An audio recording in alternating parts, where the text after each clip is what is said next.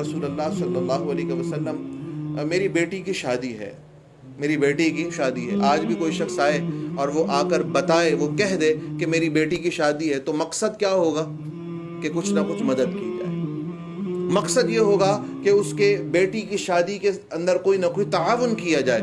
تو وہ صحابی بھی حضور کی بارگاہ میں حاضر ہوئے اور بتایا کہ میری بیٹی کی شادی ہونے والی ہے.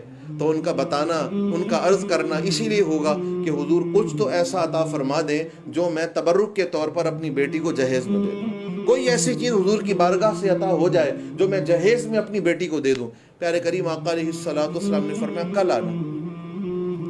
حضور نے فرمایا کل آنا.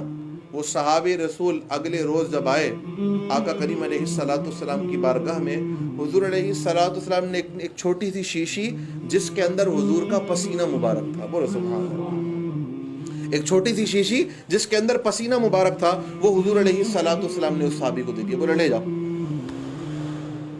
آج کوئی اپنی بیٹی کی شادی کے بارے میں کچھ مطالبہ کرے اور ہم کر اس کو بلا کر اپنا پسینہ اس کو دے دیں، تو آپ سوچئے سامنے والے کا جواب کیا ہوگا، وہ سامنے والا کیا کہے گا. تو میرے آقا کریم علیہ الصلوۃ والسلام جیسا کوئی نہیں ہے، حضور علیہ الصلوۃ والسلام کا مثل کوئی نہیں ہے. اللہ تعالیٰ نے حضور جیسا کسی کو بنایا ہی نہیں ہے، اور کائنات میں کوئی حضور جیسا نہیں ہے. حضور کی حقیقت کو صرف اللہ رب العزت جانتا ہے، حضور کی حقیقت کو صرف اللہ تعالیٰ جانتا ہے. حضور علیہ الصلوۃ والسلام نے اپنا وہ پسینہ مبارک دے دیا. وہ صحابی رسول کہتے میں وہ پسینہ لے گیا اور جا کر میں نے اپنی بیٹی کو جہیز کے طور پر دے دیا. بیٹی یہ لے جاؤ، بیٹی یہ لے جاؤ. اعلیٰ حضرت رحمت اللہ تعالی کیا فرماتے ہیں؟ آپ فرماتے ہیں سر تاب قدم ہے تنے سلطان زمن پھول. سر تاب قدم، سر سے لے کر قدم تک میرے آقا کا جسم مبارک پھول ہی پھول ہے. لب پھول، دہن پھول، ذقن پھول، بدن پھول. میرے آقا کے ہونٹ بھی پھول ہیں، میرے آقا کا دہن مبارک بھی پھول ہے، میرے آقا کی ٹھوڑی مبارک بھی پھول ہے، بلکہ میرے آقا کا پورا بدن مبارک پھول ہے. واللہ جو مل جائے میرے گل کا پسینہ، خدا کی قسم کاش کہ میرے آقا کا پسینہ مجھے مل جائے. واللہ جو مل جائے میرے گل کا پسینہ، مانگے نہ کبھی عطر نہ چاہے دلہن پھول. مانگے نہ کبھی عطر نہ چاہے دلہن پھول. اگر حضور کا پسینہ مل جائے تو دلہنوں کو پھولوں کی ضرورت نہیں پڑے گی، دلہنوں کو عطر کی ضرورت نہیں پڑے گی. اس صحابی نے وہ پسینہ حضور علیہ الصلوۃ والسلام کا عرق مبارک جو ہے جا کر اپنی بیٹی کو دے دیا. وہ بیٹی اس پسینے مبارک کو، حضور کے عرق مبارک کو خوشبو کے طور پر استعمال کیا کرتی تھی. حضور علیہ الصلوۃ والسلام کے اس عرق مبارک کو خوشبو کے طور پر استعمال کر دی.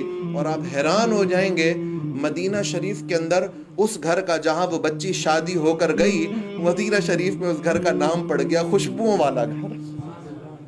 اس گھر کا نام پڑ گیا خوشبوؤں والا گھر. کیوں؟ اس لیے کہ وہ صحابیہ جب بھی حضور کا پسینہ استعمال کرتی، وہ اس پسینے کے استعمال کرنے کی برکت سے صرف اس کا گھر نہیں، اس کے گھر سے پورا محلہ خوشبو سے معطر و منبر ہو جایا کرتا تھا.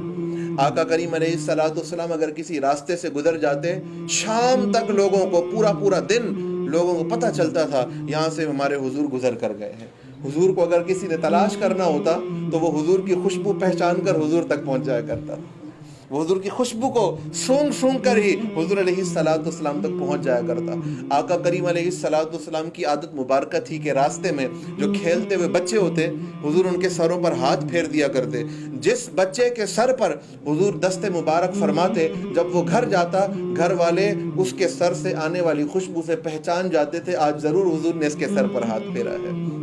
حضرت انس بن مالک فرماتے ہیں کہ حضور علیہ الصلوۃ والسلام جب کسی سے مصافحہ فرماتے، سبحان اللہ، ایک اور بات مجھے یاد آ گئی، بلکہ صحابہ نے یہاں تک لکھا ہے حضور کی خوشبو کوئی اختیاری نہیں تھی کہ حضور نے خوشبو لگائی ہوئی ہے. آج ہم اپنے ہاتھوں پر خوشبو لگا کر جائیں اور کوئی ہمارے ہاتھوں کو مصافحہ کر لے تو اس کو بھی خوشبو لگ جائے گی. تو حضور علیہ الصلوۃ والسلام خوشبو لگاتے نہیں تھے. حضور کے خود اپنے بدن مبارک کی خوشبو کستوری اور عنبر سے بھی زیادہ بہترین خوشبو ہوا کرتی تھی.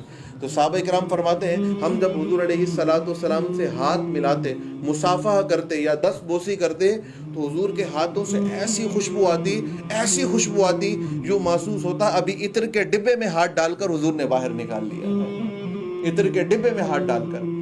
انس بن مالک رضی اللہ تعالیٰ عنہ حضور کے خادم ہیں, ان کی